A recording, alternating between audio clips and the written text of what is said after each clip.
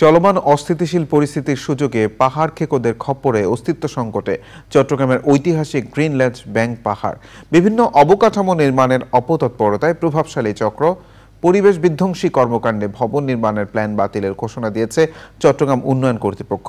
আর কার্যকর ব্যবস্থা নেওয়ার প্রশ্নে পরিবেশ অধিদপ্তরকে দোষ দিয়ে দায় সেরেছেন চট্টগ্রাম সিটি মেয়র।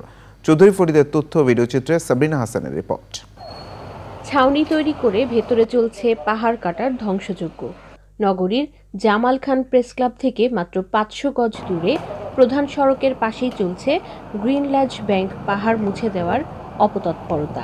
টিনের দেয়াল দিয়ে দিনের কাজ বন্ধ রেখে রাতের বেলা কাজ করা, এটা ধরে নিতে হবে এখানে একটা ক্রাইম হচ্ছে। কোনদিন একটা আসে, কোনদিন দুইটা আসে, কোনদিন তিনটে আসে।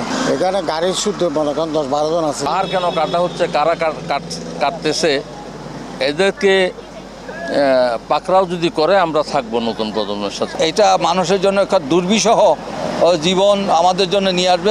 পাহাড় রক্ষায় আইনি পদক্ষেপের হুঁশিয়ারি পরিবেশবাদী সংগঠনগুলো। পরিবেশ অধিদপ্তর, চট্টগ্রাম উন্নয়ন কর্তৃপক্ষ, চট্টগ্রাম জেলা প্রশাসন, সিটি কর্পোরেশন, এই ৪ কর্তৃপক্ষের বিরুদ্ধে আমরা এবং যারা এই পাহাড় কাটছে তাদের বিরুদ্ধে হাইকোর্টে মামলা করব। চট্টগ্রাম শহরের পরিবেশের ব্যালেন্স রক্ষা করার জন্য এটার অবদান আসলে অসামান্য। এটাকে এভাবে ধ্বংস করার কোনো সুযোগ কারোরই নাই। তারপরেও প্রশাসন আসলে কেন এত উদাসীন? অভিযোগ, পরিবেশ অধিদপ্তরের ছত্রছায়ায় চলছে পাহাড় ধ্বংস।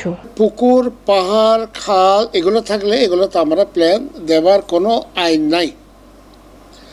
কিন্তু কিভাবে এই পাহাড়ে প্ল্যানটা গেল সেটা আমার এখনো বোধগম্য হচ্ছে না। এটা অবিলম্বে যদি পরিবেশ অধিদপ্তর যদি এটা কোনো ব্যবস্থা গ্রহণ না করে, এদের বিরুদ্ধে চরম শাস্তির ব্যবস্থা না করে, তাহলে আমরা এদের বিরুদ্ধে মন্ত্রণালয়ে লিখব।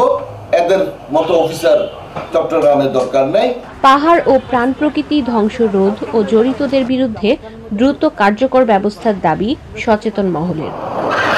সাবরিনা হাসান, প্রকৃতি ও জীবন ডেস্ক, চ্যানেল আই।